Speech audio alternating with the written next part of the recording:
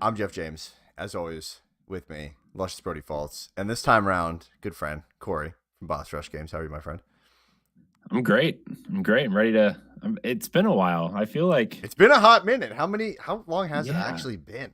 Well, the Google Hangout invite you sent me said February. So no good God. way. That's way. The last time. No, that was the last time I was on this show. But you guys were on Pow Block in like May or June. Holy cow! Wow. So you were on the show before the world ended. Coincidence? Yeah. There it is. There it is. Corey brought the end times. That's it. Yeah. Hey, I did what I did. I can't help it. And now we're here. We're all stuck at home trying not to die. It's sad because that's the honest to God truth. Except for me, who actually has to go to work every day now. Hey, we're both going to work every day too. Man. I never got to stop. Yeah, any day now. Let me tell you, I work in a shipping and receiving department at a car dealership, and today's like there's signs everywhere that says wear your mask, whatever. I'm like, all right, I'm clearly wearing my mask. I have like 75 bottles of hand sanitizer. Mm-hmm.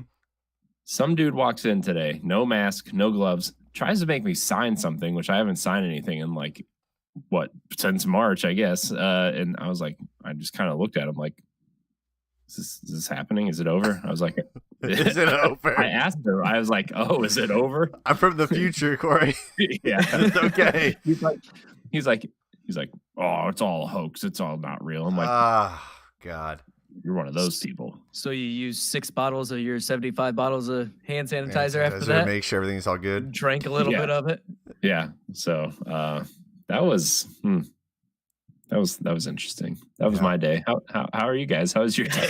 How was my day? My day was all right too. I mean, we have crazy people like that too, come in here and there. I mean, the problem with that, right, is we were talking about before the show, but like the whole Bill Gates stuff. You imagine being Bill Gates and you hear like all this shit about you, and like you're trying to do this stuff in like other countries trying to eradicate disease. Then you're hearing all this shit, and then on top of that, you're hearing it through a computer which you fucking invented.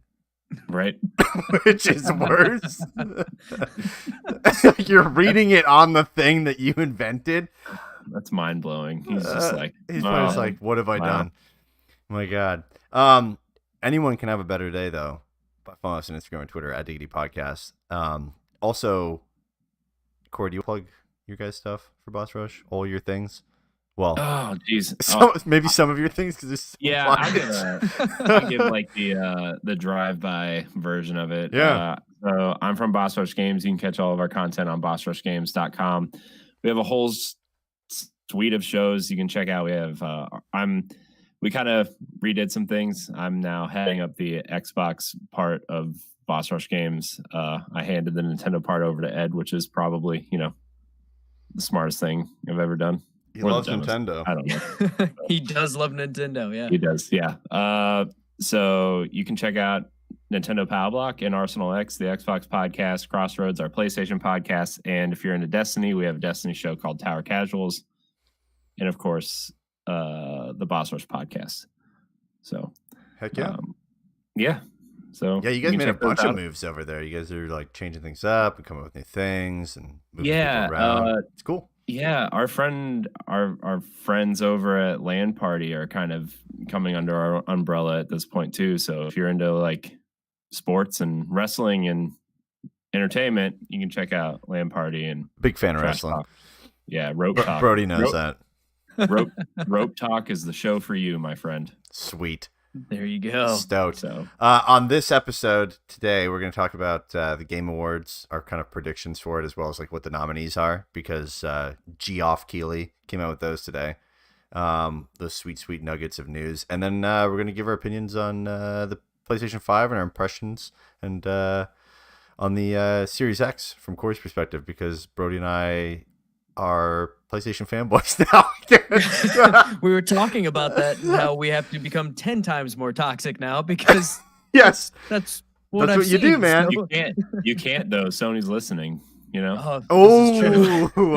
I like you gotta the be play. nice now. I like the play.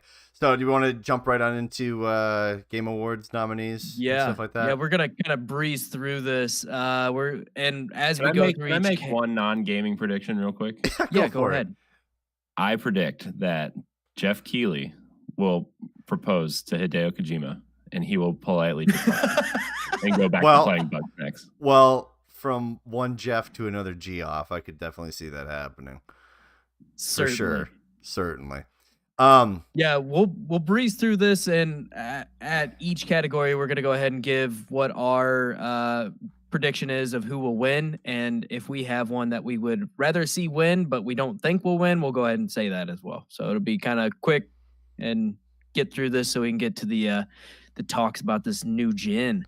Hell yeah! All right, so Game of the Year nominees: Animal Crossing: New Horizons, Doom Eternal, Final Fantasy VII Remake, Ghost of Tsushima, Hades, and The Last of Us Part 2. Go ahead, Corey. New game Hades. Hades. Never heard of Hades. Thought to rhyme with something else, but man, I don't know, man. This list seems kind of weak, especially because like Jedi Fallen Order got snubbed because it missed the cutoff last year, so it was technically eligible for this year. I mean, also Animal Crossing's on this. Yeah, right. I mean, it is selling like crazy. Sure, yeah. Yeah. I mean, don't tell. But it's not best selling game of the year. Don't tell all my friends that are. I mean, the award is PAL Block. The PAL Block crew right now they're all playing Animal Crossing together. Still? right now. Like right currently. now. Like they in the group chat, they're like, let's visit each other's islands. I'm like, okay, I'm gonna go record a podcast now. See you later. Oh no. Like I just don't get it. I'm sorry. I don't get it either. It's fine. I missed it. It's okay. I missed it. You didn't miss it. You never needed it. It's all right. It's okay. Fair. It's okay. So what do we think is going to get this one for Game of the Year? I mean, this is the grand thing. Although this Game Award show is very weird, where like sometimes like the big awards are sort of just randomly thrown in there after like a Schick commercial. Like it doesn't really make any sense to me. Yeah. But I'd probably put Ghost of Tsushima. I think it's probably going to take it. I would, just based on how I feel about the show, I feel like The Last of Us is going to win, although everything I've heard about Ghost of Tsushima is probably what I would pick. I haven't played it yet. Yeah. But that's... I'm going to go ahead and second that. I assume The Last of Us Part 2 is going to win, even though I don't think it should. And I would rather see Ghost of Tsushima win. But The Last of Us Part 2 was so controversial this year, and like half the people I was hearing reviews from hated it, and the other half loved it. But somehow I'm sure it will still come out on top because it's a Naughty Dog game. Sure, yeah. That's where I'm at. Absolutely. That's not the voice of a PlayStation fanboy. It has to win. It's the best. Sorry, I'm learning. It's the best because it's only available to us. That's why it's the best. You need more practice. You need more practice. We're breaking it in. Right. We're breaking it in. So next up, we have Best Game Direction, which is Final Fantasy VII Remake, Ghost of Tsushima, Hades, Half-Life Alyx, and The Last of Us Part 2. Probably Last of Us Part 2. See, I feel like in terms of direction, like...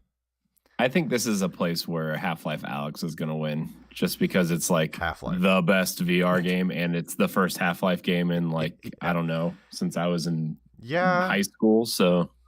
That's fair.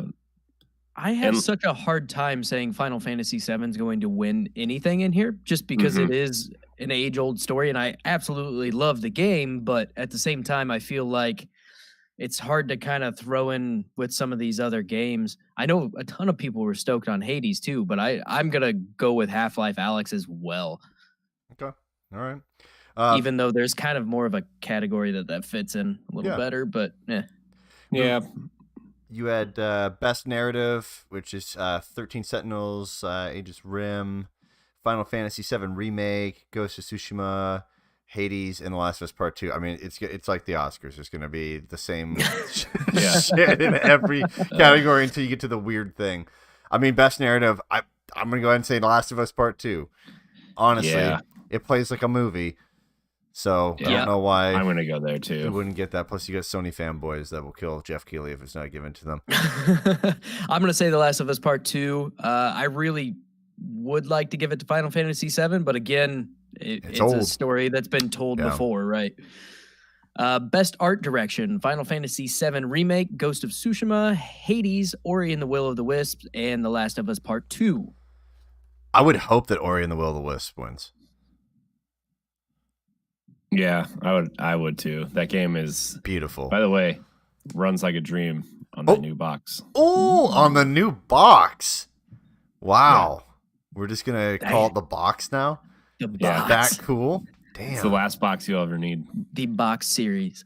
Well, mine looks like an evil henchman's tower. Unless you want to play some new games. No. We'll save it. We'll save it. We'll get into it. We'll get into Sorry. I love Xbox. Just had to do it. I'm going to actually go with Hades on this one. Okay. Oh, yeah. It's really neat art style. It's really cool. Yeah. Clean and good. And Ori's kind of more the same. I mean, it's still gorgeous, don't get me wrong, but I think Hades is kind of new and fresh. Yeah. So. The next category is best score in music. You got Doom Eternal, Final Fantasy VII Remake, Hades, Ori and the Will of the Wisps, and Last of Us Part 2. I would like to see Doom Eternal win this because they have some badass music in it, but Ori and the Will of the Wisps also has some fantastic music as well. Yeah, but Doom is like... It's nuts. Nobody really likes Doom's music unless you're like playing Doom. You know That's true. Yeah, I mean, you're not going to rip down the road with that on, but yeah. I mean, that's like some people. I think that's like the best compliment you can give it. I think though is like that music makes that game. Also, the way that it ramps up into scenes and stuff, like intuitively. I mean, it's pretty solid. I would hope that. I would hope that it wins that for sure. I think this is going to come down between Doom and Final Fantasy VII, and I'd like to see Doom win it. Really? You don't think Ori's going to get any of that? Because they had like an orchestra and shit, didn't they? Like do the whole soundtrack for it.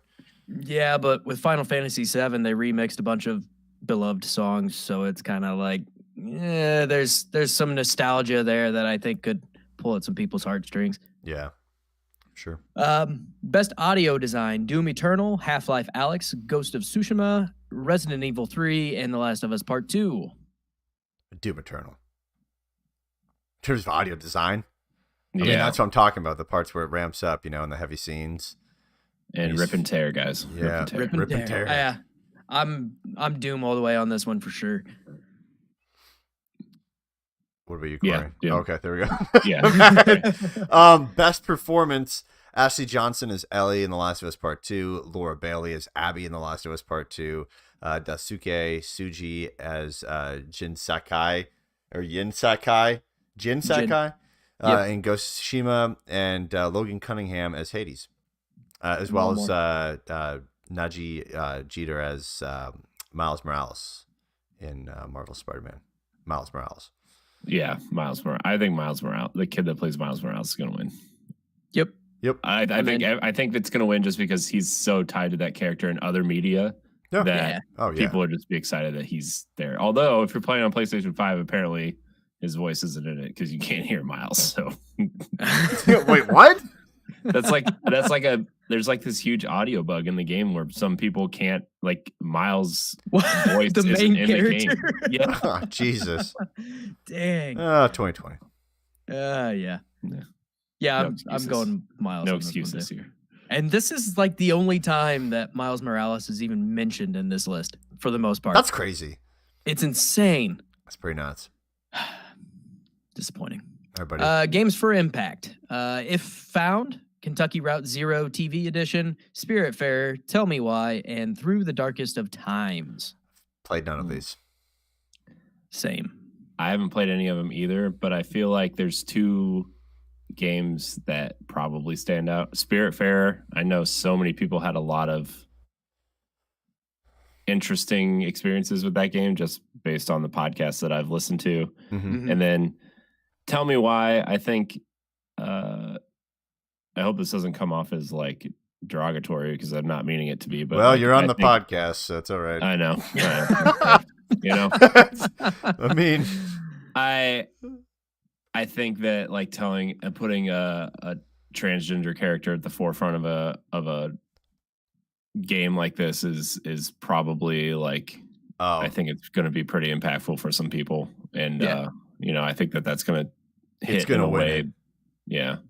So say it's probably gonna win it because I'm not it's a good thing, but yes, I'm not trying to like say that's fine, dude. On this show, we're good. Don't worry about it. We're we definitely understand it. I mean, like it's an issue and it's a thing, and that's probably why it'll win it. Which is, that's the whole category, right? And by all accounts, I've heard that it's really good. I just haven't played it. I don't like that style of game, so it's not something that interests me personally. But I mean, the whole category is games for impact, so it seems like that's really fitting a niche that we don't typically see in gaming. So I'm gonna say, Tell Me Why is probably gonna win it. Yeah, my friend Josh really loved it. He said, the game was whatever, but the story was really good. He said so. I'm probably gonna say Tell Me Why, and it's only because I'm not a big fan of Kentucky, like the state. So, and I feel like most of Ohio feels the same too, so it's whatever. But thanks guys. It's fine. Whatever. Moving on. Welcome to being under the bus. It's fine. Yeah, it's great. Under the bus, dragged by the bus. It's all. That's right. The bus has COVID. Next category is best ongoing game: Apex Legends, Destiny 2, Call of Duty Warzone, Fortnite, and No Man's Sky. I would like to see Apex Legends win this. Just because I think Fortnite gets so much shit all the time. Yeah. But I mean, I think actually Call of Duty Warzone might be. I think Warzone has a really good shot at winning. Yeah. Such a good game. As much as I would like to see Destiny win, I don't think. I was gonna say, in your heart. As much as I'm enjoying Beyond Light, I don't think it's blowing anybody out of the water. Are you having like a lot of fun with it? Oh yeah, I'm loving it. This week started the season of the hunt stuff where you go on these massive like hunting missions. Huh. And nice. Is like the community receptive to it? Like the new update, or is it kind of like I don't know. The community has just been like, what? like people like professional streamers are like doing 12 and 15 hour streams, and they've played like 100 hours. Oh, there's no content in this game. It's been like that. It's been like that since Destiny 1 launched.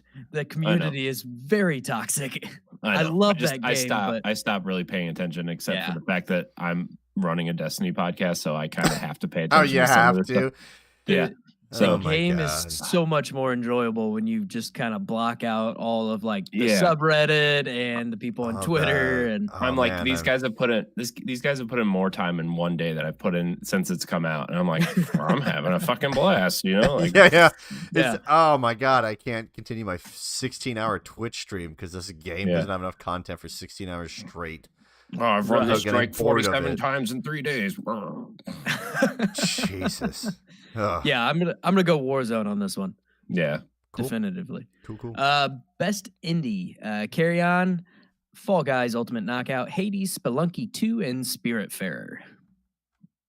It's gonna be between Fall Guys and Hades. Really? You don't think it's gonna be Spelunky 2 just because of like the original Spelunky and the fandom behind that? I feel like it came and went. Like people are still talking about Hades, and I think people are still talking about Fall Guys. Although I think a lot of people moved to Among Us for some reason. It sold, just hit a 10 million on PC earlier this week. Yeah, I still think Fall Guys will win, but I mean, yeah, I'm gonna go Fall Guys. Yeah, that game hit so hard at the right time, I think. Yeah. It was perfect timing for that game. Absolutely. And going free on PS Plus helped a lot. Moving on, best mobile game presented by LG Wing, powered by Qualcomm Snapdragon. Good God. Love it. Shameless plug. Let's go, Jeff Keighley. Let's go, baby. You got to pay those bills. Among Us, Call of Duty Mobile, Genshin Impact, Legends of Runeterra, and Pokemon Cafe Mix. Among Us better win. I think Genshin or Impact else, dude, if high. If Among Us doesn't win, that's sus. Yeah. God, I hate you. I had to. That is sus if they don't win.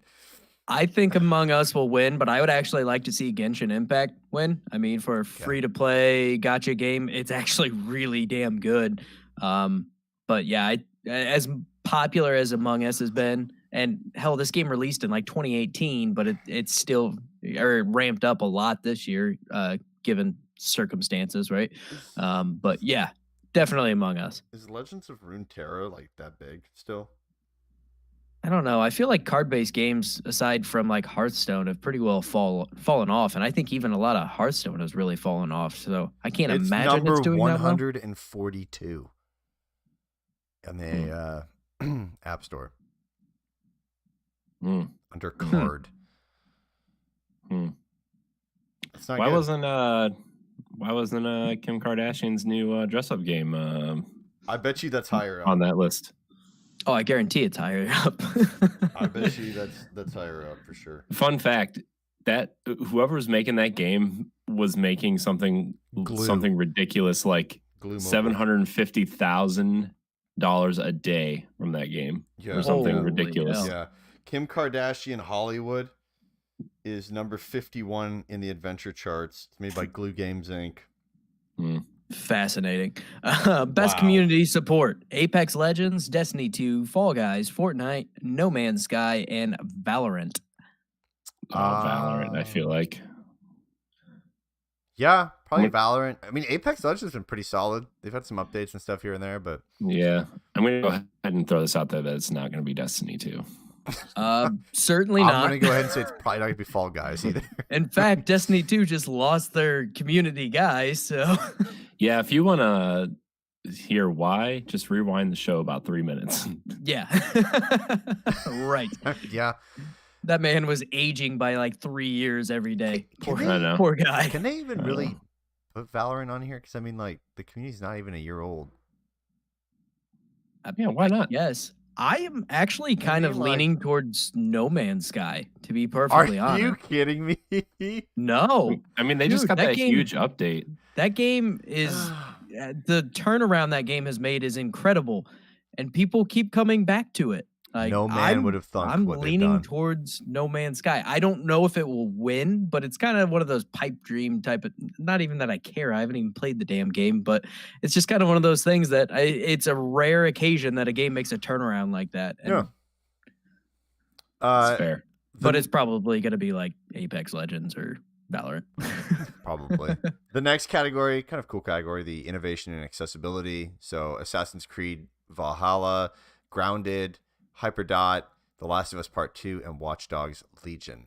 I feel like Valhalla probably grabbed this one up. Really? I feel like The Last of Us, wasn't that like a big deal that like you could change the settings so much that a blind person could play the game and complete it and stuff? Yeah. They have like, it's like all those incremental accessibility settings. Yeah, that's right. I would say it's going to be The Last of Us. Yeah, they did a really, really good job with that. What did Watch Dogs Legion do? That's so new. You can play as anybody. It doesn't even work all that well. Oh, is it buggy? It's not great. Has someone already found the same person twice?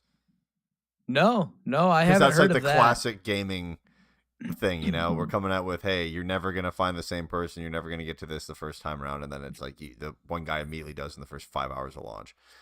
From what I understand, that I have not heard of anyone finding the same person, but I've heard that some of the voice modulation and stuff that they did is not amazing. Interesting. Yeah, I've heard it's really weird. Some of it is like really weird. Yeah, like it just totally sounds like someone's speaking through like one of those shitty like kid microphones that makes it like a robot. Yeah. Oh God. Best VR/AR game. So Dreams, Half-Life Alyx, Marvel's Iron Man VR, Star Wars Squadrons, and The Walking Dead Saints and Sinners. I feel like this is hands down Half-Life Alyx. Yeah. Did Dreams win last year? What's that? Did Dreams win last year? I don't think it had VR support yet, did it? Didn't Dreams just come out this?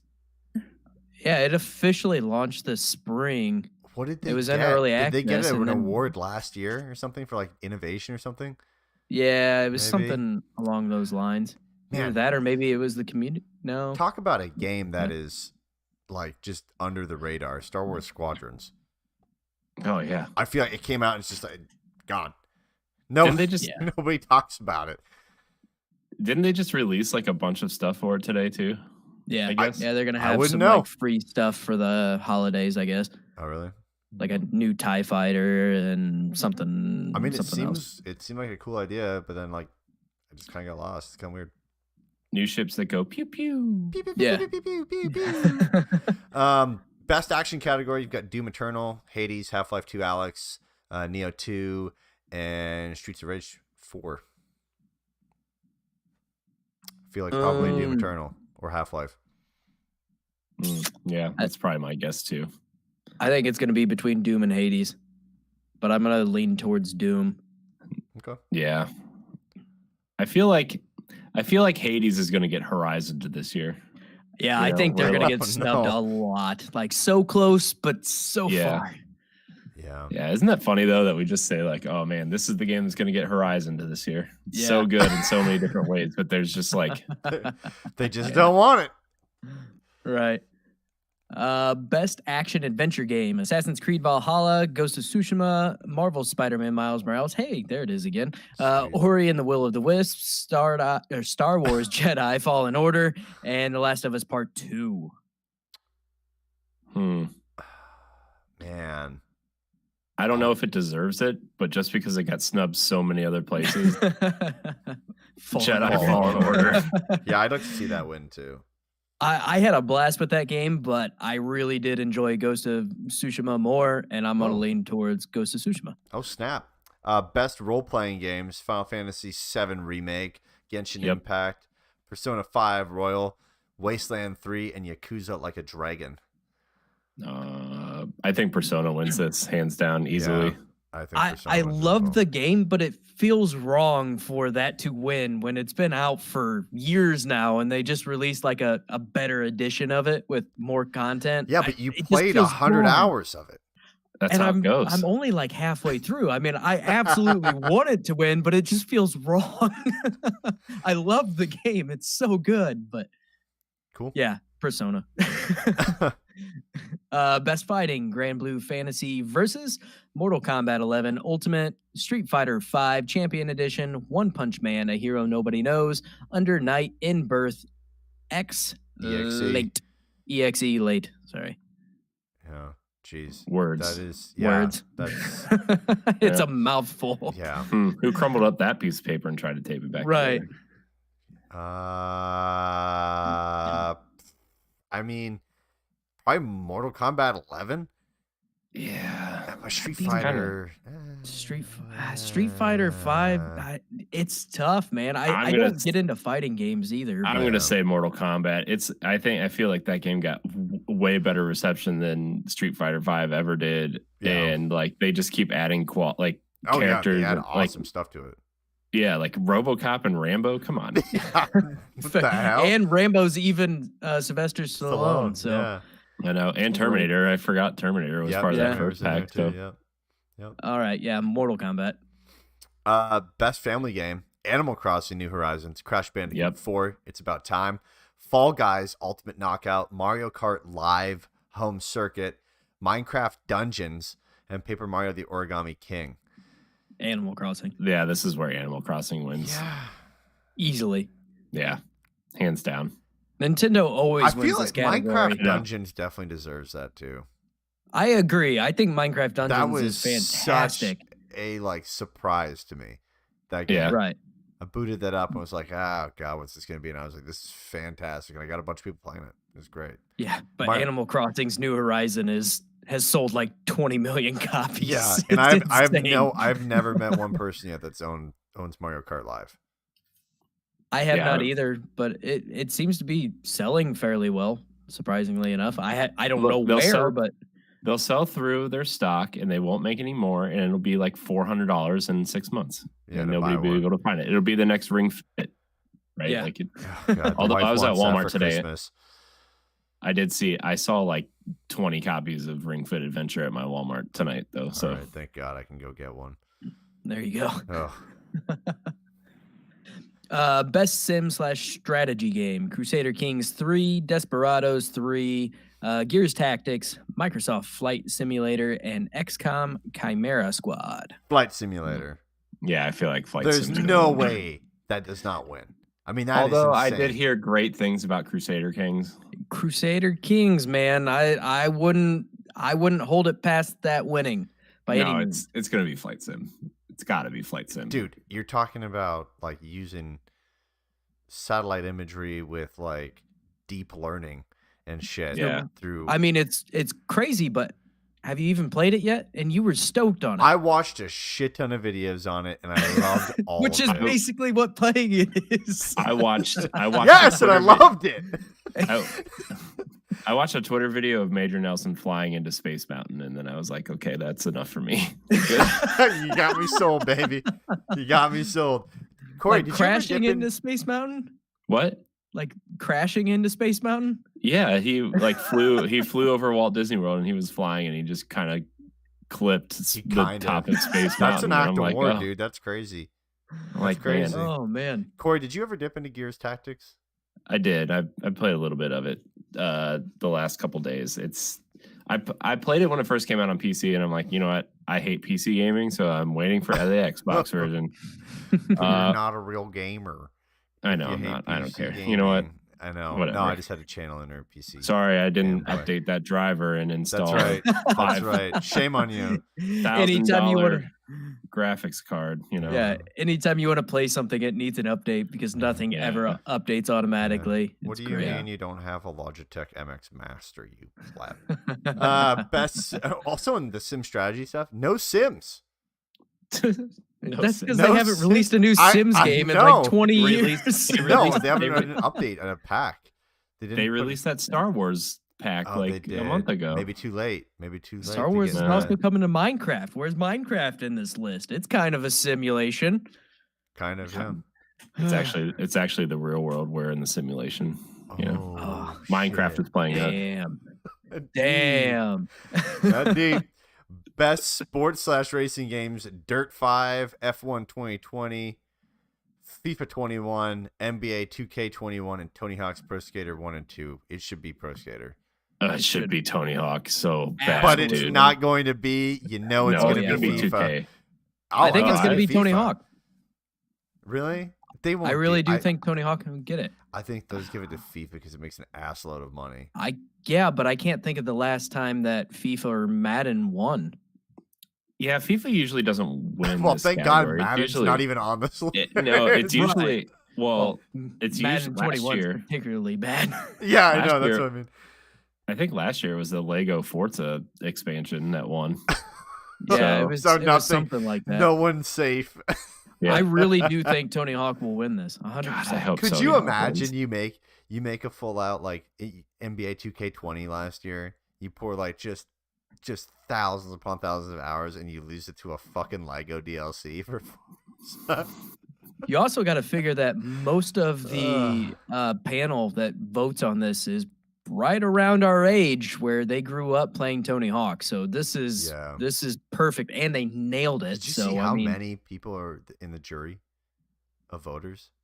It's like every gaming publication, like in North America, the UK. Did you get your invite, Brazil. Corey? I did. You know, I was like, you know what? I got something else going on. Our vote counts for too much. I'm just gonna sit this one out. Mine got revoked after I put Peggle in for best action. Best multiplayer: Animal Crossing: New Horizons. Yeah. How is a Nintendo game going to win best multiplayer? Anything? So shit online. Anyway, Among Us, Call of Duty Warzone, Fall Guys Ultimate Knockout, and Valorant. Oh geez, probably. I think maybe Fall Guys. This is a hard category. It's kind of a ridiculous category if you think about it. Because, see, I would pick most games are multiplayer at this point. I would pick any game. I would pick any game besides Animal Crossing, but I also think Animal Crossing is going to win. Oh, I sure hope not. The multiplayer in Animal Crossing is terrible. I mean, you just go to an island and it's like capped. And you can't even do people? anything on the island. Isn't it capped? It's pointless. Isn't it capped like 4 or 5 visitors to the island? Meanwhile, you got like like 8 now. I think so. Yeah. Oh, it's 8 Is now? it 8 now? Yeah. Meanwhile, you got 62 people flying out of a damn plane in Call of Duty Warzone. Right. all interacting with each other. I think it's either going to be Warzone or Among Us, and I'm going to go ahead and give it to Among Us. That's my guess. That game blew the hell up. Yeah. It did blow. I think I agree with you. It's either gonna. I think it's gonna be Fall Guys or Among Us. I'm kind of leaning Among Us because it's popular now. Right. Yeah. Relevant. So is Warzone, but Among Us is just crazy. Yeah. Best debut game. Your nominees are Carry On, Mortal Shell, Rajai, and Ancient Epic. That game's awesome, by the way. If you haven't played it, I have not. It's really good, actually. The music it looks cool. Yeah, it's really cool. Roki and Phasmophobia. I've not played any of these. Oh, Phasmophobia. That's like really hot right now. Yeah, streamers. Very popular. I'm picking that. But streamers also play a lot of games that aren't necessarily great, to be fair. And I've heard this is extremely buggy, but people are having a blast with it. And complaining about it. They run out of content with Phasmophobia or no? I think it's I have no clue. I've seen like a little bit about it and that was it. But I'm going to say I'm gonna give it to Raji. Okay. That's a bold move, Cotton. Uh-huh. All right. Bro, you want to hit next? Yeah. Content Creator of the Year presented by Adobe. Get the plug-in. Get Jeff Keighley's plug-in, dude. I use Adobe Photoshop to make our thumbnails. I'm pretty sure last year there was something that was sponsored by like Gillette. Oh yeah, come on, dude, why? Dude, Game Awards like year 2 or 3, they had, I shit you not, the Chic Quattro Man. It was a dude dressed up as a razor blade. Good God. And it's like people shave their balls at that, and this guy's walking around and just Elena Pierce, Nick Merckx, Tim the Tapman, J. Ann Lopez, and Valkyrie. I know 2 people on this list. I don't think Alana Pierce is gonna win it just because of I know funhouse shit. One person on this list, and I would not pick that person with a 30-foot pole. So, damn. Diggity and Boss Rush Games, great, perfect. I'm glad. I think it's gonna go J. Ann Lopez. Sure. Yep. I mean, her. Yeah. Can I just be honest? I don't really care. I mean, even if like 10 years down from the road, like 10 years down the road, even if I was nominated on this, I would probably just pick the award and be like, "This is great," but it means to be absolutely fucking nothing. Thank you. I don't so care much. about any of these last 6, so there's that. Yeah, we're just going through this. Best esports game. You got Call of Duty Modern Warfare, Counter-Strike Global Offensive, or CS:GO. I'm not going to sound like my mom. Fortnite, League of Legends, and Valorant. Mom. Modern Warfare. Really?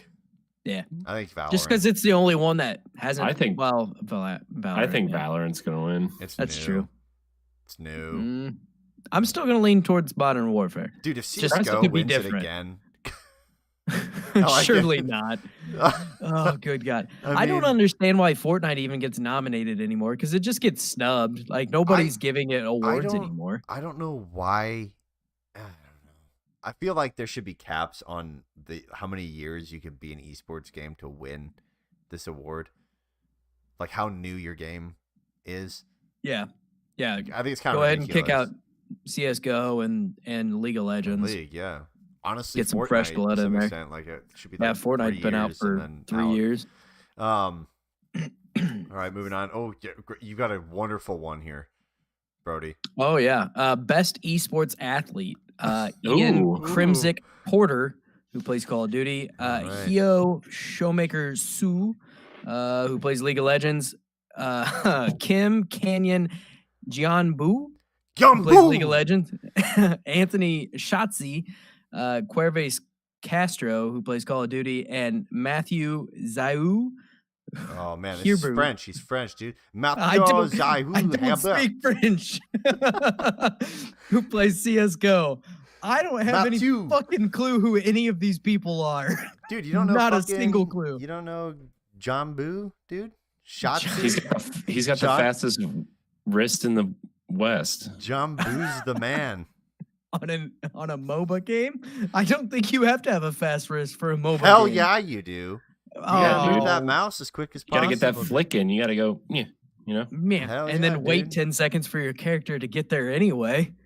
Well, you know, it's you have gotta line to up your click moves, man. repeatedly, dude, or else you're not doing Do your job. either of you guys know who any of these guys are? You have to defend the Dude, ancients, man. Don't tell me you don't know who Kim Kanyang Gong Bu is, dude. Come on. Are you fucking kidding me? Matthew Zawu Abu? Are you kidding me? Abu? Are you nuts? So is You it safe living to in a say we hole, can dude? just move on from this? Wait, 'Cause hold on. Side tangent. What You happened living to in a all the hole? Overwatch players? They all Nobody just, gives a shit about Overwatch anymore. No, people give a shit. It's just COVID. COVID's People going don't on give a around shit all until these Overwatch players, 2. too. Until Overwatch 2 comes out, maybe It's in never spring. coming.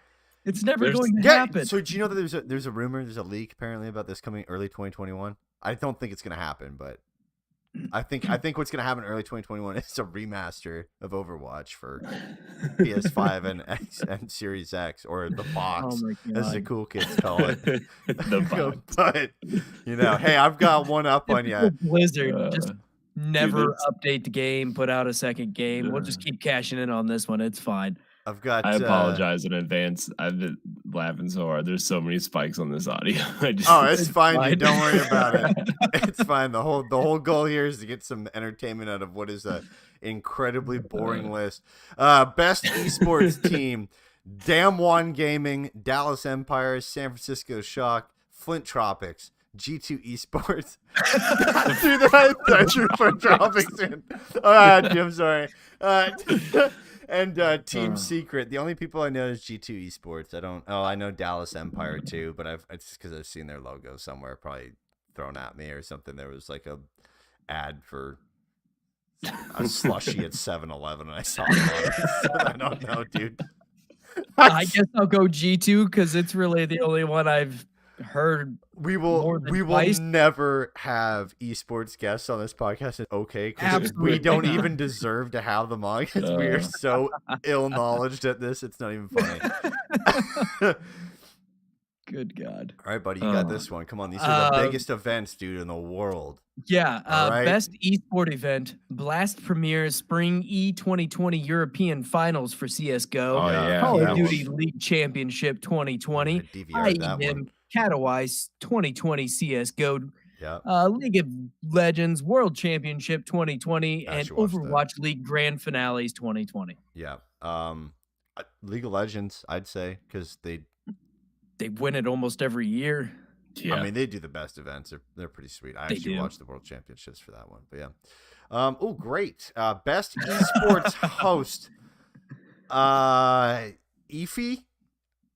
Efi Shokes Deporter, Alex Machine Richardson, Alex Golden Boy Mendez, James Dash Patterson, and Jorian Sheaver Vanderheijen. The last one sounds like a bottle of mustard. It's a coming spicy brown. Oh my god! I'm gonna go. I'm gonna go with Cheever. Why not? What the Just because fuck of the is mustard. shock? color. What is that? Is it Shocks? I think it's Shock. I've heard Just- it pronounced one time, and I think it's Shocks. What the fuck is that? Oh, good God! Yeah, it's, I don't it's understand pronounced what's happening right Shocks. there. I mean, it's just you hate to see I- it. I don't even know where to start. It just Those are the ones though that they give out like in the just beginning. randomly, right? Like Jeff Yeah. Keighley like goes down to tie his shoe and the camera pans on him and then he hands out the award Yeah. for best esports event or something and no one comes up for it. They just Now for Game of the Year. Oh, and by the way, best esports host is. It's like, yeah, okay. So- Glad we did this. we're gonna watch it. Yeah. In fact, we'll probably stream it and watch Yeah. it live together and stream it. But the crazy thing with this is you have to watch it too because I mean they announced the fucking newest Xbox at this thing last time, so now you have no idea what they're gonna announce. Right. But it will be weird. That's not like an actual like in a theater or auditorium or anything like that. It's gonna be just a giant Zoom call production. I wonder if they'll just. It's not. It's gonna be live or. I doubt it. I would imagine it's going to be pre-recorded just to make sure they have all their cuts down right and everything. But Jeff Keighley's maybe not. A madman. Jeff Keighley's. This is true. All right. Well, moving on from Game Awards stuff. Last episode, we bitched about not getting our PlayStations. They're here. They made it. It's first world problems.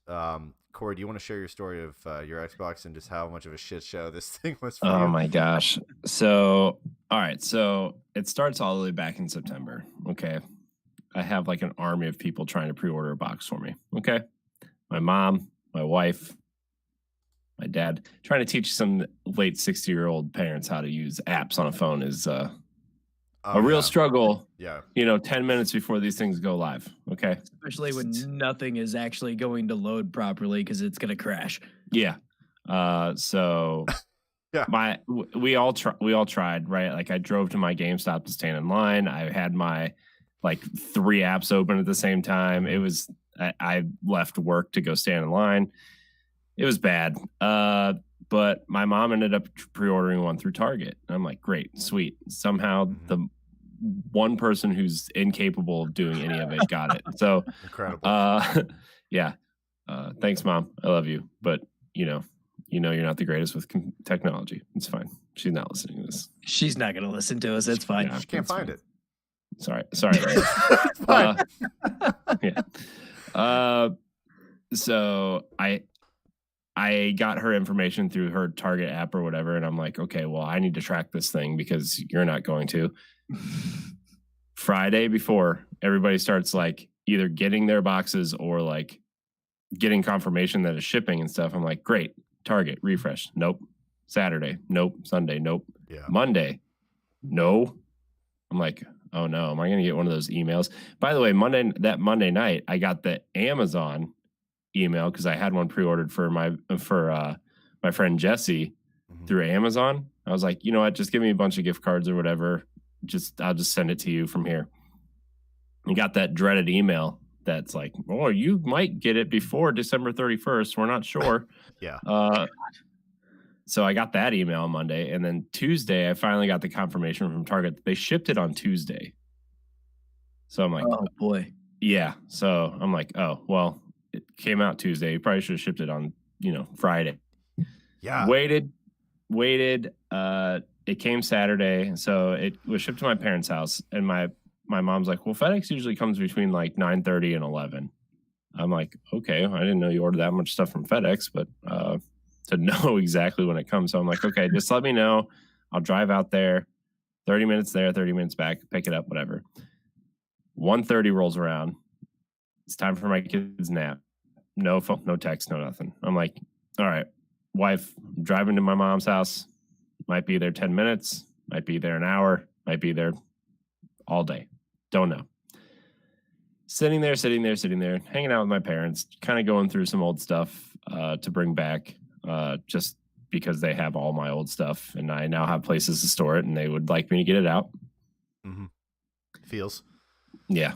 By the way, passed the FedEx truck on the next street over from my parents on the way there. Fucking worst. Yeah. So, but he was heading the opposite way. Yep. And I'm like, okay, well, he's one street over. Might be here a half hour. Dude, I was there for like 3 hours waiting. Finally, FedEx pulls around. He's like in his truck for like 10 minutes looking for this box. I'm like, did you lose my box? And then he comes out. He has this long, like, it looked like a long, skinny box. I'm like someone bought you skis. Like, Mom, what'd you buy? Skis? No, my first reaction was they sent me an Xbox One X. That was my initial reaction because people had reported that they got One X's instead of Series X's. Oh, really? That was the thing? Yeah. Oh like the box was like kind of thin and longer. I'm like, they sent me an Xbox One X. I'm about to go full Karen on Target. Like, and then I opened it and it was fine. The box was just long, and the box for the Xbox Series X was not as big as I thought it was going to be. No, really? It was actually actually relatively small compared to the box, and the box itself is actually relatively small when you hold it. But yeah, that was my story. It just kind of. I mean, the PS5 comes in a box. It looks like work boots are going to be in them, like size 13. Yeah, special order fucking work boots. Yeah, serious. But yeah, I sat at my parents' house and opened it up, and like it's really nice when you like get the box, you cut the tape off or whatever. It kind of folds open like a shoebox. Yeah, I know. The presentation is fantastic. Yeah, that's and it was pissed about with PS5. Yeah, it was wrapped in like this black kind of wrapping paper with that fold over that says "Power Your Dreams." I'm like, oh, this is really awesome. And I like unfold it, and I'm like, I don't want to like rip the paper or anything. So I kind of just was real careful with it. I opened it. I'm like, man, this is a beefy boy. Yeah, right. It's like really compact and heavy, and it sounds like you stands at it, and you saved all the wrapping paper. Yeah, I did save it all. I saved it all. It's all in the box still. Yeah, this launch like for both systems is so brutal. Like my Target, so we had a Target order, we had a Sam's Club order. 2 days before the Sam's Club order comes up, I get an email saying like everybody else from Sam's Club that it might not come until the 23rd. And I'm sitting here like, this is a membership place. Yeah, and I'm getting this shit late. Like what? Then my Target box shows up. Looks like someone like blew a hole in the side of the damn Target box. The PS5 box is okay on the inside, but like it had been through some shit. Yeah. And it came all the way from like Arlington, Texas, then to like Arkansas, went to Illinois, then it went all the way across Indiana to Ohio, to like Perrysburg, Ohio.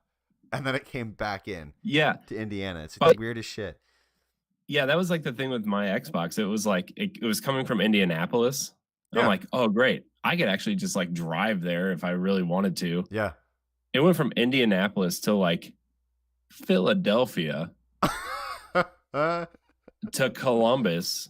Yeah. Up to the Akron facility where I live. And I'm like, you literally passed me twice. Yeah, it's like the Sam's Club one got held at the Indianapolis sorting facility for 2 days. And then it was held at good old Fort Wheezy for 2 days as well. And then they finally released it for shipping. And I tried to call and I said, hey, can I just come pick it up at like a location that's like right down the house, like right near my house? And they're like, no, just flat out no. Like, I mean, I got on the phone with Brody and like half an hour later, I'm like, yeah, but I'm going to see what I can do. Within like a minute of calling that place, I was like, yeah, we can't do it. It's just like, no, absolutely not. But yeah, on the presentation thing that you're talking about, like when you opened it up and you saw that, like I definitely wish PlayStation did that a little bit more. Because I mean, you open up and it's like it's a work shoe box. Dude. I gotta tell you, I haven't felt that way opening a console since my grandma bought me a Nintendo 64 when I was 10. No, because they've never made an experience of opening a package for a console like that. It's always been like, pull this N64 out and there's freaking 2 cardboard barriers that hold it and squeeze it in the box. And then it's just like when you buy a TV. Like it's so unexciting. You're just I mean, you're excited for the TV, I guess, but like it was just in a box with things on the end, and here you go. Yeah, figure it out. It's a bummer. You could definitely tell though, like Halo was supposed to be a huge part of this launch because like 100%. Master Chief is all over this damn box. Shit. You turn the box around and kind of remove one of the labels. There's a Spartan helmet there, and like dude. Master Chief is all over this packaging, even in like some of the inserts. Like, I mean, Master Chief is in there. Of the actual Xbox itself too, like on the chip.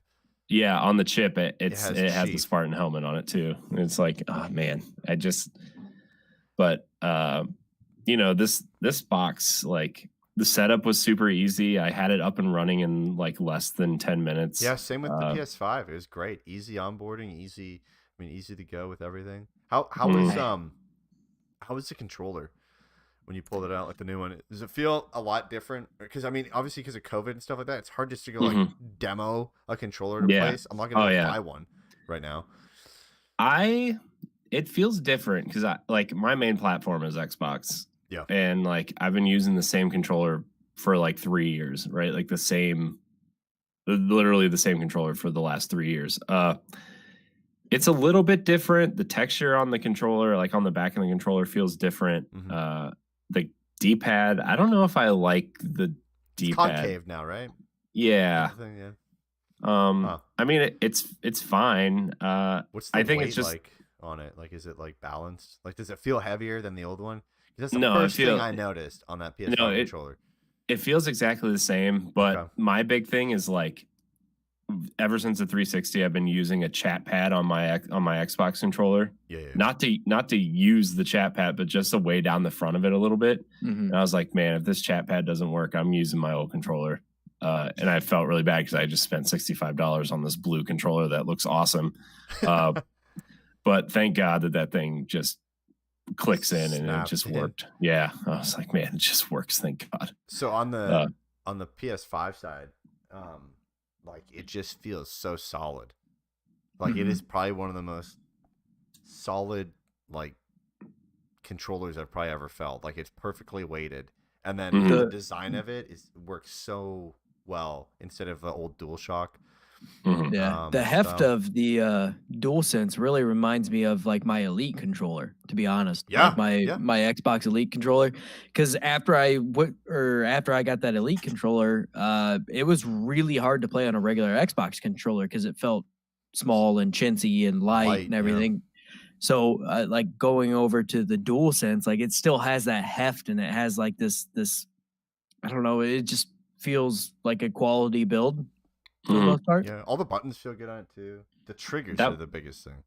That was always my biggest thing with PlayStation, was like their controllers just felt cheap. You know, like they always just felt like they felt light to them almost. Yeah, you could like go like that. You can't do that with this. This thing, honestly, God, it feels like a solid, like it's like it's almost like it's not, but it feels like it's almost crafted out of like one entire piece. They weighted it so perfectly. The whole thing. It's kind of weird. People online have been saying that the bottom of it, because it's like shaved at the bottom of it's flat. It's not rounded on the bottom of it. That people like cuts into people's like hands. I don't notice that, and I've got pretty big hands. I mean, I don't know what people are doing. Have you had an issue with it getting dirty? Because a lot of people are saying because of the texture, the white texture of the controller, it like gets dirty easily, even if you're like a clean person. Let me go check. Let me go grab this thing. Mine's still fine, but granted, I've only had it for a day at this point. Yeah, but I saw some people. I'm also pretty strict about like not eating or really anything while I play, just personally. But I used a white controller for forever on Xbox before I got my Elite. A bit behind the trigger, like where it starts. It's on the back where people show like on the handles. Yeah, it's near the bottom of the trigger. I can see like a little bit of dirt. But I mean, oh yeah, you can actually see a shit ton of it. Oh my gosh, yeah. Wow. Yeah, that was like the big thing people were complaining about. You should see some of these pictures that people are posting. It's like, but here's the problem: those people are disgusting. I mean, that's fair. I ate a bag of Doritos, 2 bags of Cheetos, and a bag of Sun Chips, and then I touched my controller and it got dirty. This is fucking ridiculous. It's not like the controller. It's not like the controller excretes Cheeto dust. That's coming from your fucking hands. Like it's not showing up out of the controller. Sucking the Cheeto dust off their fingers, going, I don't know why I got dirty. Well, yeah. Because that's fucking nasty, man. Wash your hands. The funniest thing to me is just like all the texture shit where it's like, oh my gosh, you can see the X square and like, you know, triangle and circle and all that stuff. You can't see. It's so fucking small, dude. There's no it's way. Tiny. You never know. Like, there's no point. If it hadn't been pointed out online, I never would have known. And if I go like just right, cross-eyed and fucking whatnot and hold it, you know, I'm looking like an old person trying to read something, and I can kind of see it, but it's a stretch. So the triggers feel great, like and the I don't know what's the term they're using for the triggers? What's the like marketing? Adaptive. Yeah. So the adaptive triggers are pretty neat, like, and they're used properly, and they really make like a totally different experience. Like I think Xbox definitely needs to look into doing this, like 100%, because it's not. They still have the speaker stuff that like you'd have like on a Wiimote and stuff, and I don't really care about that. I think that's stupid. Like whatever. Yeah. They have the touchpad, which is like I mean, it's a giant pause button for me in Spider-Man. That's about it. And they have the mic, which is okay. I mean, you can use the mic for party chat if you want, but like in Astros, you blow into it and it moves a pinwheel and you move in through the wind. But the adaptive triggers, like that legitimately actually changes the game versus just being this gimmicky thing that actually feels incredible. And the haptic feedback, like the vibration in the controller too itself, is just fantastic as well. Like it's really good. Like in Astros, you'll go from walking around on grass and it'll be like more like thuds coming in the back of the controller, and then when you're skating, you'll feel it, more like it's just a small little line behind your hand, like moving around as if it's like the skate on the ice. It's really good. Like I hope eventually maybe Xbox comes out with something that's like some elite controller that allows you to like sense more things in the game. But I bet whatever their next elite controller, or like maybe somewhere down the line they like revamp their controller and they're like, oh, our old controllers still work, but you can buy this one that's like an extra $15 that does all this crap. Kind of or like like the Emote Plus thing or whatever. Or like my biggest fear is like, PlayStation's using it now, but what happens in 6 months, 12 months, 2 years? Are people even going to care? Well, I really hope that devs use it. Like it actually, it's not gimmicky. Like it actually makes you feel more stuff. Like I said, the speaker stuff, like I don't give a shit about that. But the actual triggers themselves are fantastic. Like using different guns and stuff, it's awesome. It would be really hard for Xbox to pick up on it later on, because if half of the users have, regular Xbox Series X controllers, and the other half, or like a quarter of the users actually, I guess, would have like this elite controller, if even, because I'm sure the percentage is smaller than that. I doubt any devs are going to support it, because that's a lot of extra manpower and hours put into developing these certain rumbles and this and that. So I don't really see why they would do it at this point if they didn't support it right off the get-go. And then for PlayStation, that's exactly what it's going to come down to, is if devs support it going forward. And, I don't think it's gimmicky. I think it is actually really cool.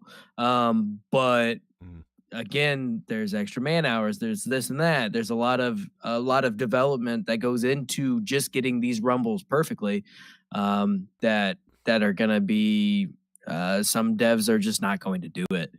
And on top of that, I was talking to you last night when I first was playing with the controller, and I was playing Astrobot, and I thought it felt very sturdy, but the adaptive controllers, or the adaptive triggers, actually concerned me a little bit, because like they do hold pretty stiff, but it feels weird. Like it's a resistance that you're not used to. So in my mind, I feel like something's stuck and I'm just going to break it all of a sudden. Yeah, I think in bizarre. some cases you're right. It's done well, and then other times you're like you're thinking, is my controller jammed? Right. Or am I supposed to feel this? But it was really cool playing like Miles while you were swinging. Like the controller would, as you went down through the apex of your swing, you would actually feel it like gradually let loose. And all of a sudden you'd be, all the way pressed down. It was really, really neat how that was implemented. Yeah, it's pretty cool. I'm looking. These photos are disgusting, Corey. Yeah, I know. Like this thing has been out for a week. Yeah, I know. And these are absolutely disgusting.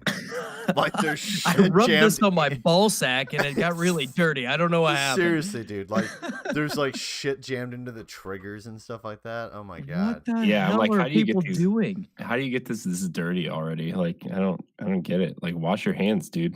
Ooh, last piece on the controller too, the motion stuff. So the motion stuff is cool. It seems really like well calibrated.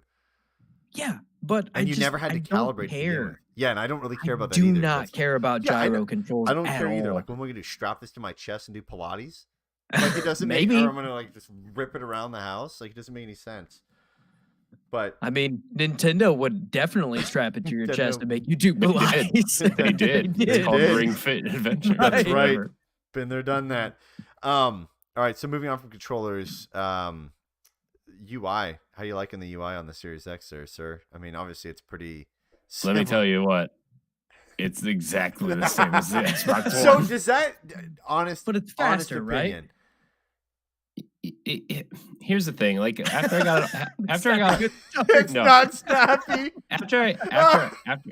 after I got it all set up and stuff, Yeah. like I went to, because like I transferred everything to an external drive and then moved it over, which was really easy to do. And like I just plugged an external drive and transferred all my games over. You hear that? Yeah. Oh, I'm gonna get there. Don't you worry. No, I know. That's why I led with it. And like the only thing I had to do was download the updates for like Gears and Forza and all that stuff, you know, like the optimized versions of the games or whatever. I'm like, okay, well, Destiny works, whatever. And this is an amazing thing and just kind of like a shitty thing at the same time where like I literally forgot I was playing a new console. because the UI is exactly the same. It's just snappier. It's quicker. It's snappier to the store. It's snappier to like your games and apps and stuff. And then the first game I played on it, I mean, yeah, but then the first game I played on it was Destiny, and it's like that optimized version doesn't come out till December, so I'm literally playing the Xbox One version of it, and it's like I really forgot I was playing my new console until I was playing Gears 5 at 120 frames a second, and like, what the hell am I playing? Yeah, dude, it was so fast. It was so fast. I just like, I don't know. Like the old UI wasn't a bummer though. Like you turn it on, you're like, I mean, it kind of is, but also it's like, okay, I know where to go to update my games. I know where to go to, transfer all that stuff. Like, it was actually like kind of a relieving experience. Yeah, you just get in the game, yeah. Because like, just because like I've heard some people have had issues with some of the stuff that PlayStation's doing with their UI. Yeah, there's some goofy stuff. So I was excited that I could just go, oh, here's the Game Pass app right where I left it on my Xbox One. Because that's the thing, like when you go, if you have your Xbox One on, the phone, like I had my Xbox Series X, my One X, all linked to, and my PC all linked to my phone. Yeah. And as soon as you turn the box on, if you have everything turned on at the same time, it's like, oh, do you want to transfer your settings to the new box? Yes, please. So like it just transfers over, and then it's like, oh, everything is literally like our Boss Rush Games Xbox group was at the bottom right where I left it on my Xbox One. The Game Pass app is at the top. The video apps are at the top where my wife can get to them easily. Like it's all just right there where I left it on my Xbox One. It's just now on my new box, and it loads faster. Like, I mean, to an extent, that is actually pretty nice. I mean, if you go like say you, I don't know what you guys have, but I know Jeff has Apple, but I have Samsung.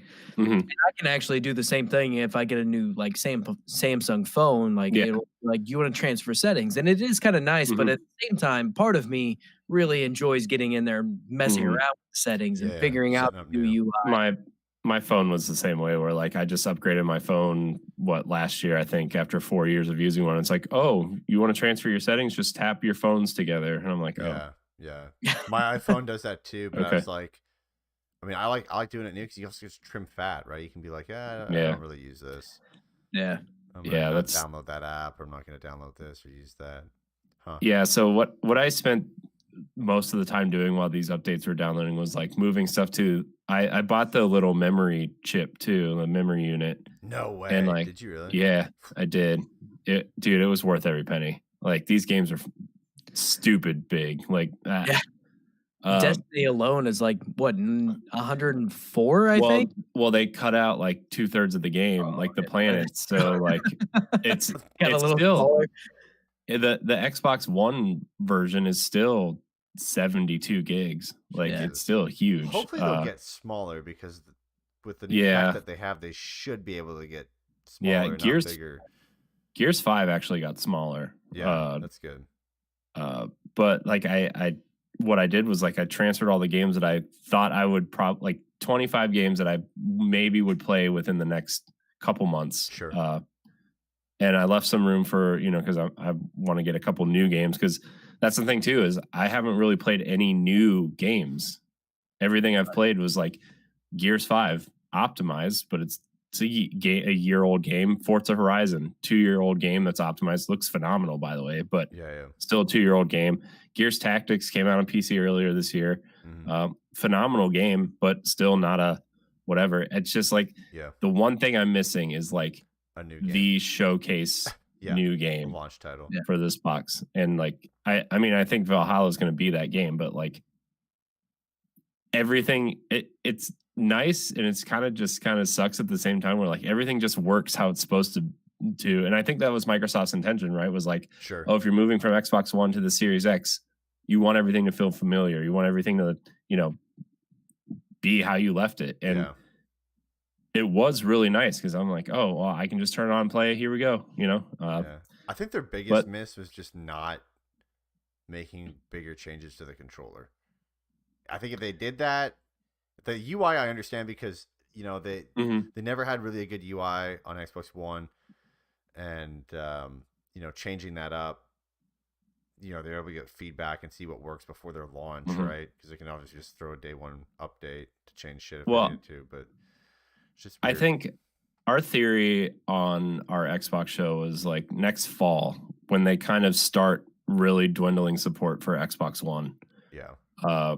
We'll see a major UI update that kind of takes advantage of the Series X and kind of becomes smaller and sleeker. And this was just the update that unified everything and was kind of like, okay, this is an easy transition. Because I mean, they're gonna have to support it because they have a service that they have to support that's doing really well for them, Game Pass. You can't.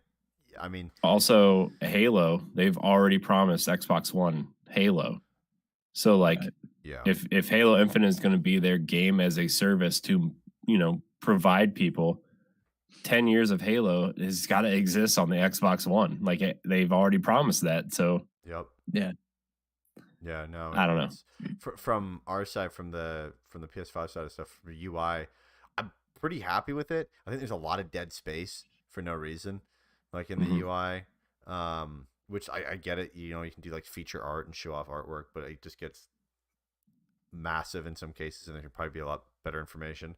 And then their naming constraints are really weird. Like to find your friends, you have to go like game base instead of just going like friends. And I'm like looking on their last or like night. party. Yeah, or like party. I'm going in there and it's like game base, and then there's a sub menu and it's like voice chat, and then you click voice chat, and then you have to click start new chat, and then you select the person. And it's like, okay, it's kind of goofy. It's a lot of clicks. Sounds like a lot of work. It's really snappy, and it's really like when you first boot it up, you're like, this is extremely clean. Like I think it's a lot cleaner than what the Xbox looks like on its home screen, but it's not practical. Like they definitely need to change it up, but I don't think they will because I mean they didn't really change. The but the PS4's home screen was so just sleek, and like I felt like it was. I liked the PS4's home screen. That's the one thing about the Xbox UI is like it's super cluttered. Like it's cluttered. Yeah, it's like a billboard. Like it's like driving down an interstate and they just throw it's like Las Vegas. It's just like there's so much just clutter there. Like I don't need to see that I watched like 45 things on Netflix last week. Like I just move stats and stuff. Yeah. Like I think they're gonna fix it, but it's just like, man, this is so cluttered. And like the group thing is nice, but like just have the group that you want on your home screen as a folder. Don't show me all the games in the folder because that kind of defeats the purpose of it. Just shutting off the PlayStation said ass too, because you can't hold down the home button anymore. Click it, and you gotta click the PlayStation button, go to the bottom, and then go all the way to the bottom right. Click power and enter rest mode. It's easier just to get up and hold the button for 2 seconds on the console. You're going to put the controller on the charger anyway. Legit. You might as well. Yeah, but I mean, you're sitting there, you just like boop, boop, and you just drop the controller off on the couch right on Xbox. Speaking of the controller, it's just the PlayStation logo now, right? It's not like a circle button. Right. It's just the logo. Did that bother anybody? Oh, geez. Not really. I don't mind it. I've heard some complaints more that the mic button is right there and people accidentally hit it. I've turned it on. I have not had that problem at all personally, but so tiny. I don't know. Brody. So I got very small dexterous thumbs. Thumbs. I mean, the button's not bad. Like, it doesn't feel cheap, and it just kind of like it's a super shallow button, so you just click it and that's it. And the mute mic button, I don't get it either. how people are clicking that much. Also, I mean, it glows bright orange when the mute button's on. So I mean, I don't know how you can't sit. I mean, it's probably also the same people who are thinking that like this is excreting Cheeto dust, and it's definitely not on the hands. But you know, it is what Our it new is. controller is infused with Cheeto dust and slowly excreted as you play. I've accidentally turned my PS5 on. Brody, do you want to talk about your external drive? Yeah. So Issues while you do this? before I get into that, I do want to kind of brush on some of the UI stuff. So I actually really enjoy the UI. I do have a few complaints, and one of them is the fact that themes are gone. Which I mean, there were a few themes that I actually bought on my PS4, and now they are completely gone for now, which kind of sucks. But I get what they're going for, and I think they basically took the PS4 kind of layout for the home screen and just made it better. I think what they have done with the UI looks significantly better even, and it's so buttery smooth, and it's just great how it works. The power off thing isn't a big deal, but they did change up enough UI things that it was kind of a little bit of a learning curve. I mean, I spent probably a good 45 minutes just kind of going through everything, trying to figure it out. Granted, that's something I enjoy doing because I'm fucked up in the head or something. I don't know. And then today I had to give my kids a crash course on how to operate everything and how to shut it off. I actually got a text from my son today. He's like, "Hey, how do I shut off the PlayStation?" I'm like, "Oh, okay, you got to do this." He's like, "Never mind, I got it." Okay. But it's not too bad, but like I said, there is a little bit of a learning curve there, and it is something that I do have to show the kids how to use it now, because predominantly they play on Xbox, and I've set it up on Xbox where they can get to everything they want to get to very easily. And they played a little bit on PlayStation 4, but everything they were generally playing was right there in that top bar, so they never really had to worry too much about it. But yeah, there's a few things that I really, really disliked with this generation and one of them is the way you have to transfer your own saves. You could do it by hooking up a LAN cable between your PS5 and your PS4, which is fine and dandy, but I'm in a party chat, I'm playing games, this and that. I'm like, you know what, screw it. I'm going to go about this a different way. So I moved everything on to my external hard drive from my PS4, ejected it, moved it over to the PS5, all good, except for a few games did not download. And I could not for the life of me figure out why these games would not download properly, or however it reallocate space, whatever. But regardless, there were a few games. One of them was Persona 5. One of them was Ghost of Tsushima. And the other one was... I can't remember what the other one was. But anyway, I deleted a handful of games because I thought it was because the hard drive was too full. Turns out that's not the case. I narrowed it down to basically the games I have on disc would not download because they have to have the disc in there. Makes sense. Sure enough, I ended up reinstalling them with the disc and everything was good. But what was weird was some of the games that I moved over, I have on disc as well, and they still downloaded. So it was very situational about which games would actually download. I couldn't figure out a rhyme or reason for why it was happening, though. And then at first I was like, oh, well, maybe they're part of the PS Plus collection. A couple of them were, but there were a couple of them that still weren't. And it didn't make any sense. Yeah. So then I was really concerned because I deleted Persona 5 Royal, which I have 100 hours in. And I was terrified that I deleted my save data. And so I load up Persona 5. Yeah, terrified. Because this is, I mean, mind you, I played through like a good 70 to 80 hours on Persona 5 before I quit playing. And then I got Persona 5 Royal. And I'm like, you know what? I'm going to sit down. I'm going to beat this game. I'm going to get through it. And so I started it all over. So yeah, I was terrified because if I lost my save data again, I'm just not finishing it. I'm never playing it again. I'm going to fucking sell it. Like, I'm never doing this again. I'm sorry. I love the game, but good God, I can only play the beginning of this game so many times. But anyway, I load up Persona 5 Royal, and sure as shit, my save data is not there. My PlayStation 4 saves all of my save data to the cloud and locally as well, but still, it should be on the cloud. There's no reason that PlayStation couldn't have made it to where it accesses my save data from the cloud for PS4 games, but they didn't. So I had to go back in. I unhooked my external hard drive, hooked it back up to the PS4, tried to transfer the save data to that. You can't transfer it to that because it's set up for external storage.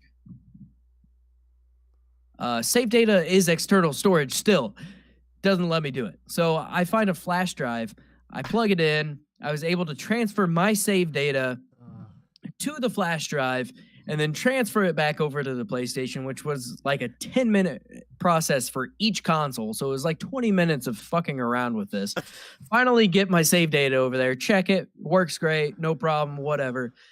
I get a text today, or my son also texted me today and let me know that he could not play. He wanted to play a game and the save data didn't transfer over. Son of a bitch. Of course, it is tied into each profile. So now I had to come back home today, transfer the save data from his profile over so he could have his save data on the PlayStation 5. To me, this is the stupidest way they could have done this. There is absolutely no reason they could not access this from the cloud, but here we are. So to me, that is so far my biggest complaint about this console is why in the absolute fuck is it set up like this? I'm gonna tell you one thing. I didn't do anything with any of my saves. Everything was just there. Yeah. Like, I didn't even think about that's the difference when saves. the fucking company that makes your console owns the second largest fucking cloud platform. That's fair. We got Sony mooching off of like they got like servers in the back fucking 40, dude, in like a barn probably somewhere. It was so frustrating, and I Their could server not rack is actually just out. a bunch of old PS2s that barely work. Yeah. Well, Jeff was in the party with me last night too, as I was trying to figure some of the stuff out. I was losing my fucking mind because if I lost that save data for Persona, I was gonna be so dude. mad. The best thing about last night in the party was the oversight in Astros, where there's the mic on the controller. But if you have a headset plugged in, it reroutes to the headset mic. And like, headset mics are all different in terms of their quality and all that kind of shit. So there's parts where you have to blow into the mic to fucking go past a level. And Brody's trying to blow in the mic and it wouldn't do anything. So the only thing that worked was just screaming. So I'd be talking to him and he'd just randomly just fucking scream. And I'd be like, what the fuck? And then I had to realize, oh, he's at that part of the level in Astros.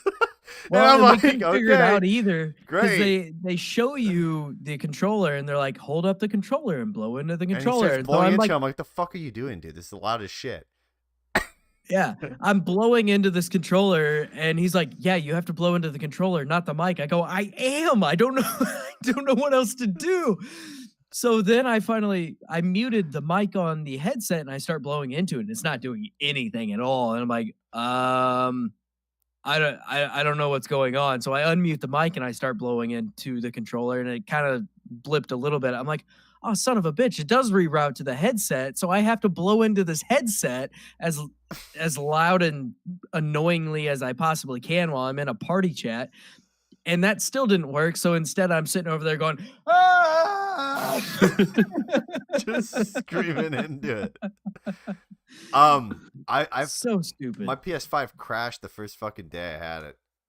Let's talk about that. I was playing Spider-Man remastered, and I'm just shit whipping these baddies around downtown New York, and then all of a sudden it freezes, it kicks me out, says something's wrong, and I went, oh boy, I hate that. The something's wrong, like Windows, something's wrong, and then it just started, no information, just and it shuts off, it beeps profusely, and then it turns back on, and it's in like 360p, okay, and all I see on the image is fixing storage, and I'm like, fuck, here we go. I got a bad console.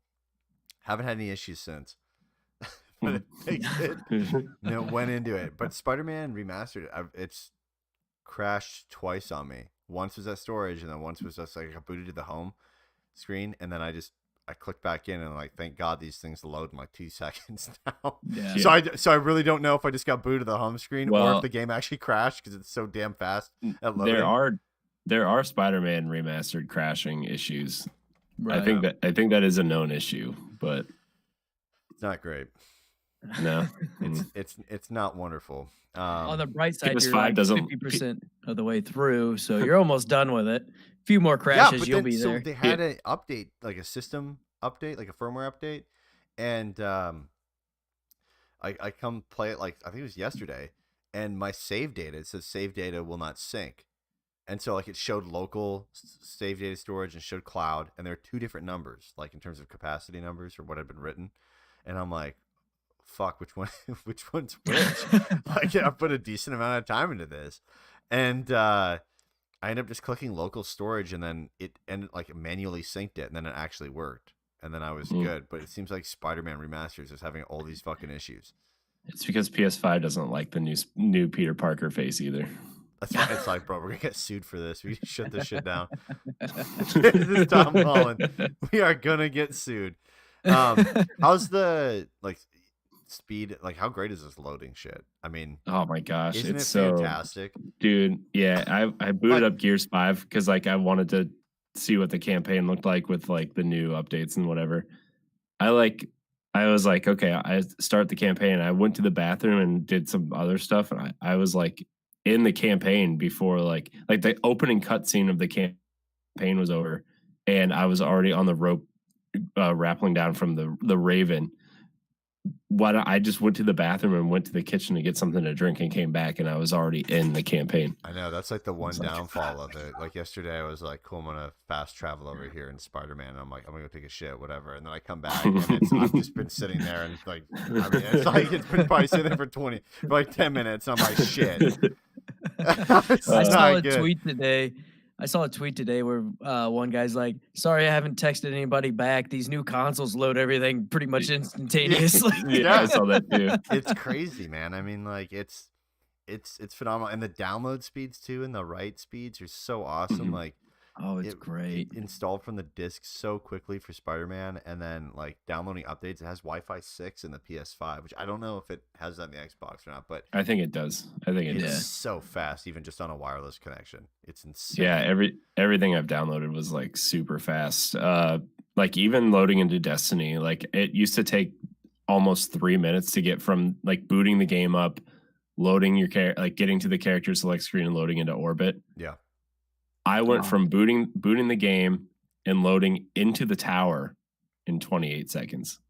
Really? Destiny's notoriously long too. Yeah. That's crazy. I know for like Red Dead, I saw some videos on that where it was like it took I think a minute and a half, which is a huge, I mean, that doesn't sound like it's fast, but when you were normally waiting almost 4 minutes, you had enough time to watch like a YouTube video while you were waiting for this shit to load up. And now it's like a minute and a half is pretty damn good for Rockstar because good God, they take forever. Yeah. And Destiny isn't even optimized for the Series X yet either. This is, and I went through the whole rounds of the backwards compatibility stuff. Like, you know, Tomb Raider loaded up in like 15 seconds. What else did I load up? Do they have any glitches or any like weird wonky stuff within the backwards compat now? Okay. Nothing that I've seen so far. Final Fantasy 15 loaded up pretty quickly. Fusion Frenzy loaded up instantly. Oh, by the way, I played like 2 hours of Republic Commando last night on the original Xbox. Oh, snap. Nice. Dude, that game loaded instantly. Like the tip screens didn't even pop in that normally pop up. And people are like, shit, what do I do? And it would like chug on like on the Xbox One. Yeah. It's at a stable 60 frames a second the whole time. So I was having a blast with it. Do you have all these games either installed on the console or that new memory chip deal? Yeah, or is this from like the external hard drive? I have my 360 games and my original Xbox games on an external drive. All my Xbox One and Series X games are on the custom drives on the internal and the memory unit.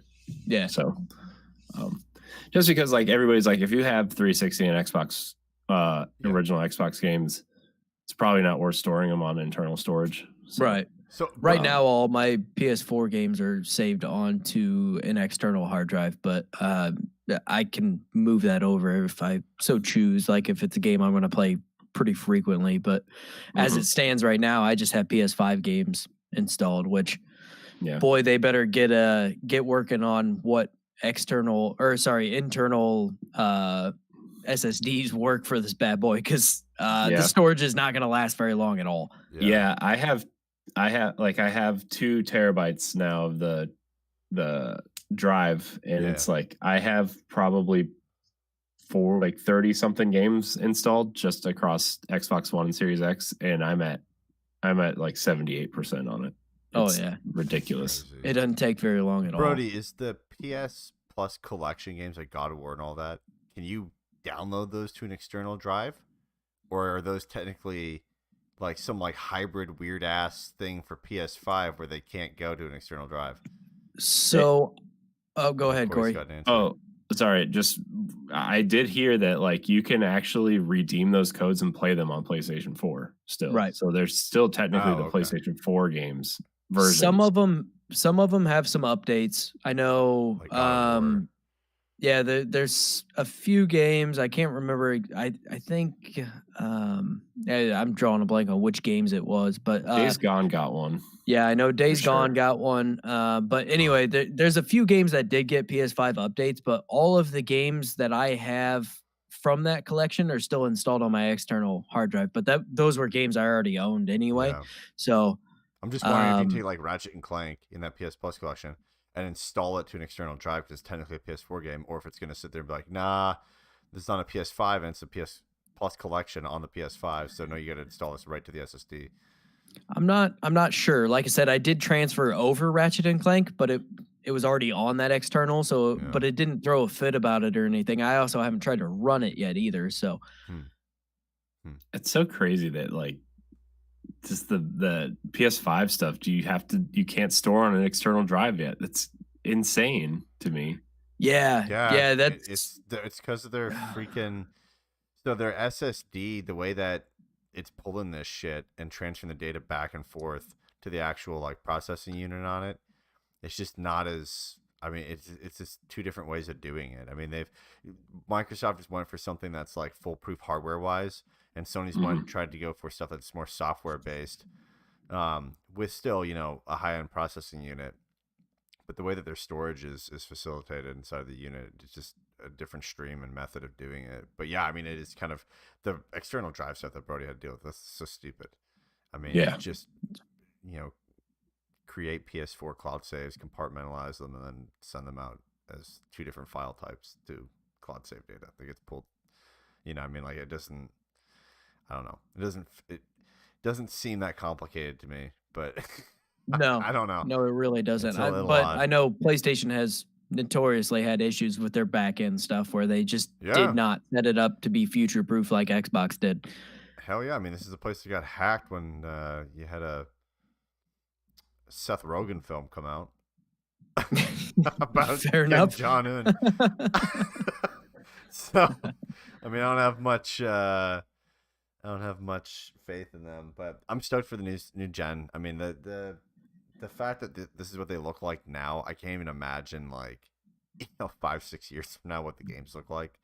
Oh, it's gonna be insane. Yeah, it's almost like crazy. These boxes are like just the sheer power, at least on the Xbox side, is like, I don't know what else they could possibly do in the future. Like short of like making some photorealistic like supercomputers to make you buy, you know what I mean? Like it's yeah. I mean, I don't, and even on top of that too, right, with the hardware, like you can see how much stuff you can get done with software too. Like look at like smartphones. You look at like an iPhone, and you look at like a Pixel, right? Like the Pixel has like half the hardware capability of an iPhone camera, but they're able to get the same quality by just infusing crazy software that uses everything from like deep learning and different algorithms and just crazy shit to produce it. So I mean, like, I don't know what you would do with it. I mean, I think plus like, I did boot up Gears Ultimate Edition, the remake of the first game, because that was the one they were touting of like, the Xbox Series X can actually through AI learning you do auto HDR and move it from 30 to 60 frames a second, and it did, like, it worked. It looked really good. It looked really really good. Wow. Probably comparable to Gears 4 actually. I would say, in terms of what the visuals were. It was like I played through that game probably 3 years ago, right before Gears 4 came out. I was like, oh man, this 30 frames a second stuff is like I can't. Kind of. Yeah, we played through it last year too. Yeah. Yeah, last year. Yep. Right before 5 came out.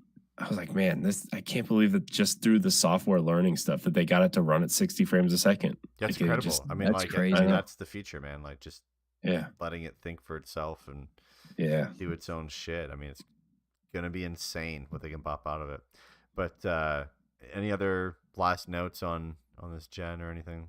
Like any last notes on impressions or issues? I mean, I can't believe it's here. I mean, I feel like we've been talking about at least the Series X for like a year is what they debuted it, right? Like the Game Awards. So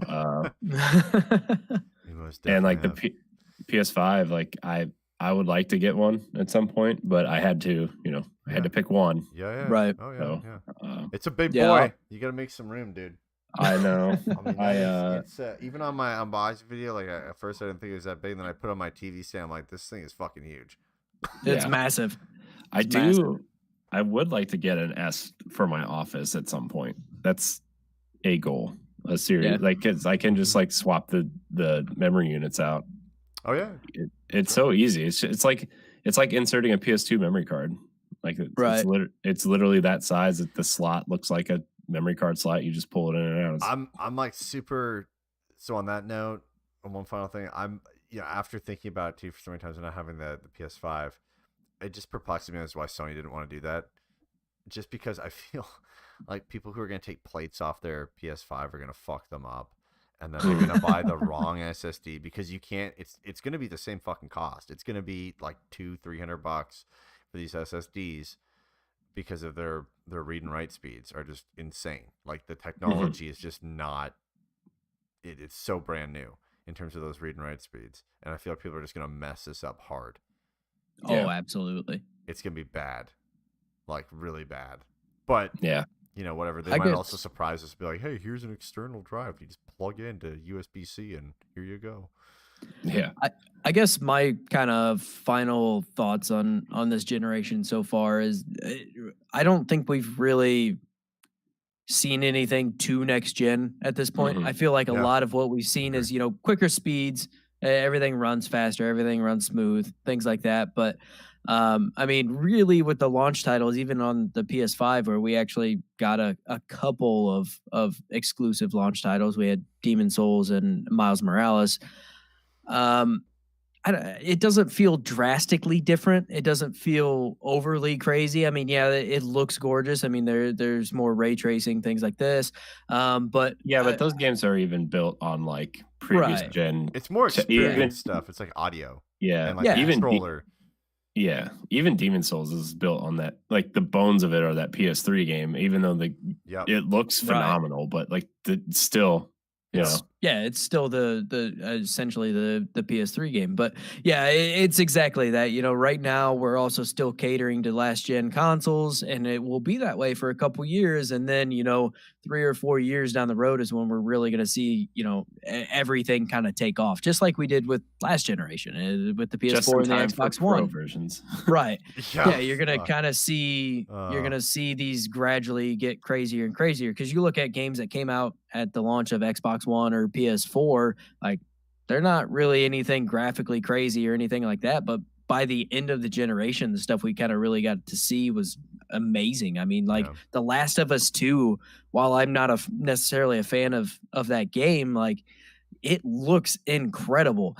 And it's really going to be cool to see, a couple years down the road. Right now, there's definitely benefits to this generation, but I don't think it's quite as overly crazy as a lot of people are expecting. But I mean, you stay around gaming long enough and you go through enough generations, you should know what to expect. Like it is awesome, don't get me wrong, I absolutely adore this thing, but at the same time it's like it's going to be a little bit before we get to see everything this thing has to offer. So it's stunning to me too that like for the Xbox side of stuff, for Halo, like obviously open world, that's shows the technological achievement of the box, great in terms of its scale, whatever it's going to fully be. But the fact that they didn't like go for more graphically intensive like art style is kind of perplexing to me, because I mean like that truly, you and everybody else.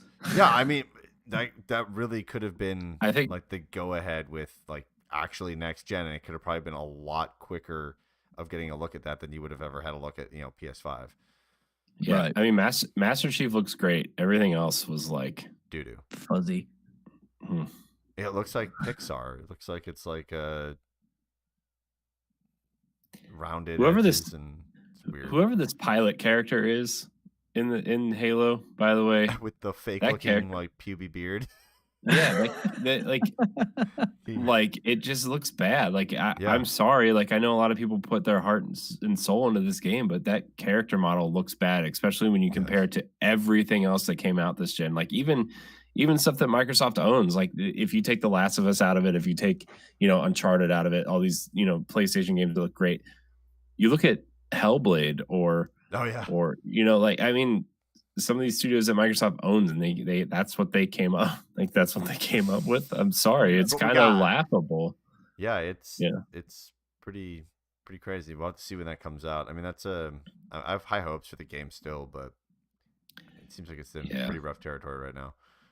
I mean, to be fair, Halo has never been like it's never been graphically impressive. I think the only time I was ever wowed by Halo was Halo 4 at the end of the 360 generation. Was like, okay, this looks. It's like the swan song of the console. Yeah.